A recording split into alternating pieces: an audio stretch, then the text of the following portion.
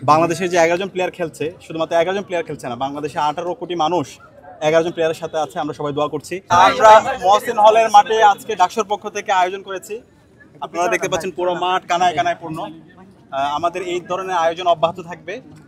আগামীকালের যে ম্যাচ আছে এবং ফাইনাল খেলা আমরা এখানে আয়োজন করব। আর আজকের যে খেলাটা একটু স্পেশাল, বাংলাদেশের সাথে ভারতের।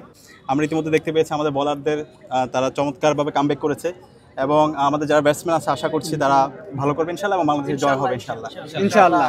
এই ধরনের ধারাবাহিকতা ভবিষ্যতে আপনি কিভাবে করবেন? হ্যাঁ, ধারাবাহিকতা আমাদের থাকবে। আমাদের ইতিমধ্যে স্পোর্টস সম্পাদক আছে, ঘোষণা দিয়েছে। আমরা আমাদের আজকে মহসিন হলের মাঠে আয়োজন করেছি। এইভাবে আমাদের হলপাড়ায় জসীমউদ্দিন হলের মাঠ আছে, কার্জন হল আছে, মেয়েদের হলগুলোতে আমরা খেলা এভাবে দেখানোর ব্যবস্থা করব। শুধু খেলা না, আমাদের বিশ্ববিদ্যালয়ের যত ধরনের কারিকুলাম অ্যাক্টিভিটিস আছে, কালচারাল প্রোগ্রাম আছে, এই ধরনের আয়োজন আমাদের অব্যাহত থাকবে। এবং আগামীকাল আমাদের হেলথ ক্যাম্প আছে, শিক্ষার্থী বান্ধব যত কাজ আছে সব কাজগুলো আমরা ডাকসু উদ্যোগে আয়োজন করব। ধন্যবাদ আপনাদের সবাইকে।